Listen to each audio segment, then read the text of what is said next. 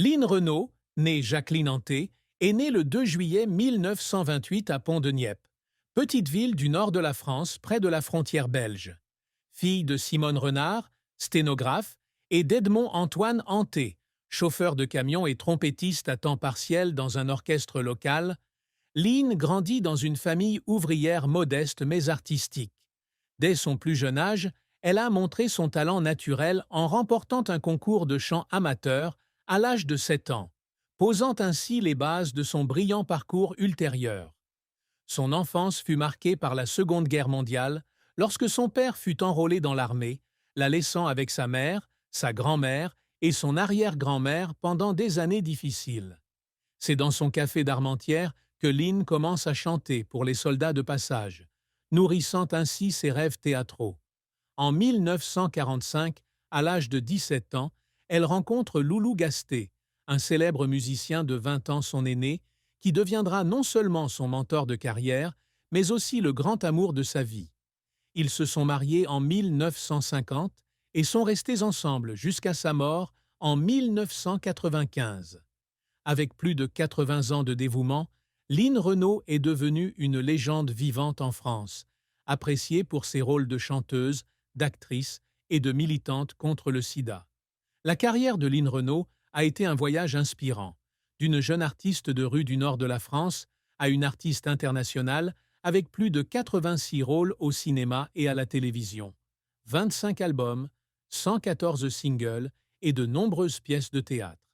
Elle débute sa carrière musicale sous le nom de Jacqueline Ray, en chantant à Radio Lille avec Loulou Gasté des chansons telles que Sainte-Madeleine et Mon âme au diable.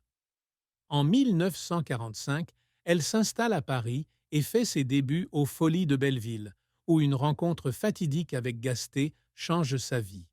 Il lui donne le nom de scène Line Renaud, inspiré du nom de famille de sa mère, Renard, et l'amène à son premier succès avec la chanson Ma cabane au Canada, 1949, qui remporte le prestigieux Grand Prix du disque.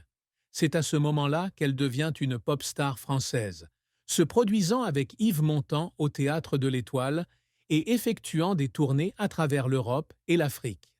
Les années 1950 marquent l'apogée musicale de Line.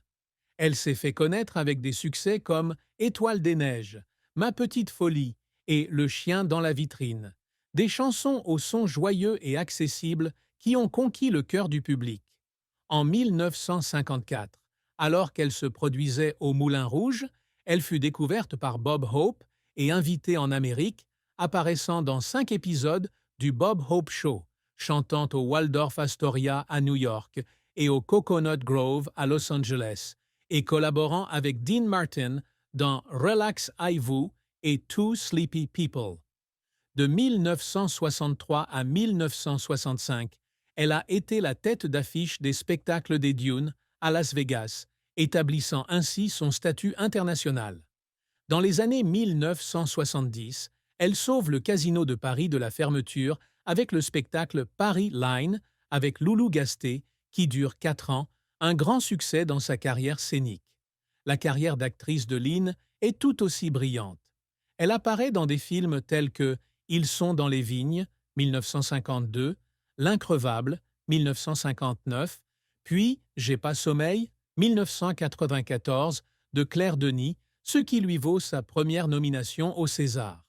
Elle a collaboré avec Danny Boone dans Bienvenue chez les Ch'tis, 2008, la comédie la plus rentable de l'histoire française à l'époque, et plus récemment dans Driving Madeleine, 2022, un rôle salué par la critique à l'âge de 94 ans.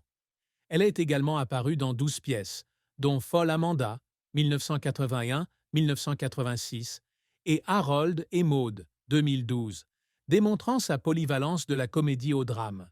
Cependant, sa carrière n'a pas toujours été facile. Un échec notable a été lorsqu'elle a refusé plusieurs opportunités à Hollywood pour rester en France, une décision qu'elle a regrettée lors du gala 2021. J'aurais pu aller plus loin en Amérique, mais j'ai choisi de rester à cause de mon amour pour Loulou et le public français. Les premières années à Paris furent également difficiles.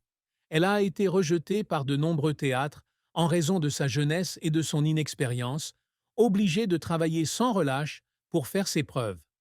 Le défilé Plaisir de Paris, 1959 à 1963, chez Henri Varna, est un succès, mais la laisse épuisée par un emploi du temps chargé. Une période qu'elle décrit à Paris Match en 2018 comme « des jours où j'avais juste envie d'abandonner ». Les efforts pour faire pleurer Lynn sont souvent associés au dévouement et à la pression. Lors de l'enregistrement de Ma cabane au Canada, elle a travaillé des heures avec Loulou pour peaufiner chaque note, pleurant de peur de ne pas être à la hauteur de ses attentes, comme elle l'a confié à LCI en 2021. « J'ai pleuré parce que je voulais le rendre fier. » Pendant la Seconde Guerre mondiale, elle chantait dans sa taverne pour gagner sa vie. Lorsque son père était absent, des nuits où elle pleurait d'épuisement mais ne cessait jamais de chanter. Plus tard, lorsque Loulou a été diagnostiquée d'un cancer du poumon en 1994, elle a continué à se produire sur scène pour garder le moral, mais pleurait souvent en silence en coulisses, comme elle l'a confié à France Inter en 2021. « Je ne voulais pas que le public voie mes larmes. » La carrière de Lynn Renaud est une symphonie de succès retentissants et d'échecs douloureux, où les larmes sont la marque de la passion et du sacrifice. La plus grande tristesse de la vie de Lynn Renaud n'a été rien de moins que de ne pas pouvoir avoir d'enfant, une blessure profonde qui a duré toute sa vie et qu'elle a mentionnée comme son plus grand regret dans de nombreuses interviews. À l'âge de 18 ans, avant d'épouser Loulou Gasté, Lynn tombe enceinte de manière inattendue. Dans le contexte de la société française des années 1940, où l'avortement était encore illégal, elle fut contrainte de pratiquer un avortement secret, ce qui entraîna de graves complications. « J'ai failli mourir d'une septicémie après cet avortement », a-t-elle déclaré lors du gala 2021. « Cela a laissé un impact durable. Je ne peux plus avoir d'enfants. » Loulou, qui avait déjà vécu un mariage raté et ne voulait plus d'enfants, était d'accord avec sa décision, mais cela n'effaçait pas la douleur dans le cœur de Lynn. Sur France Inter 2021, elle s'étranglait « J'adore les enfants et j'ai toujours rêvé d'une grande famille. Mais après ce temps-là, cette porte s'est fermée pour toujours. » Cette tristesse s'accentue lorsqu'elle repense à ses 45 ans de mariage avec Loulou Gasté, une relation forte mais dépourvue de rire d'enfant. « Je ne blâme pas Loulou, mais parfois, je me demande à quoi ressemblerait notre vie si nous avions un enfant, » confiait-elle à Paris Match en 2018.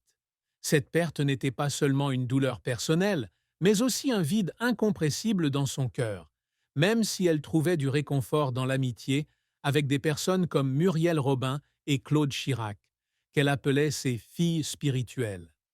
Cette tristesse a été amplifiée par le décès de Loulou Gasté le 8 janvier 1995, après une année de lutte contre le cancer du poumon.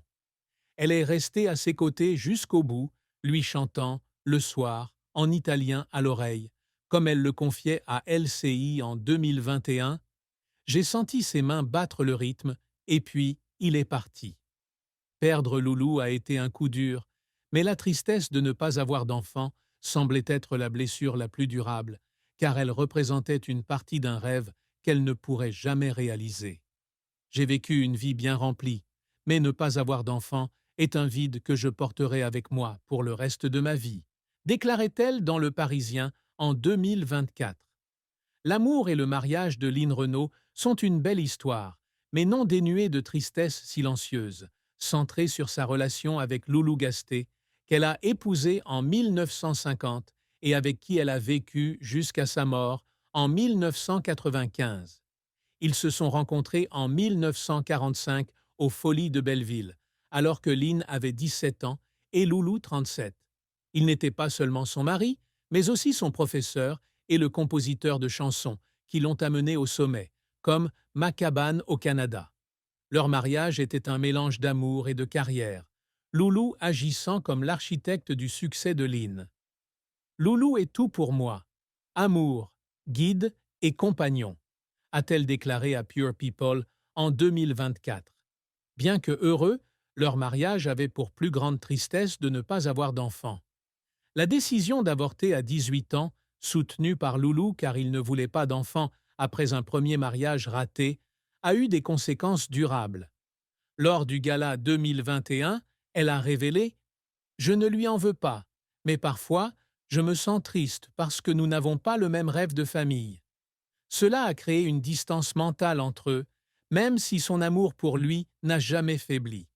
Après la mort de Loulou, elle a choisi de ne pas se remarier, déclarant dans Pure People 2024 « J'ai assez aimé et personne ne peut remplacer Loulou ».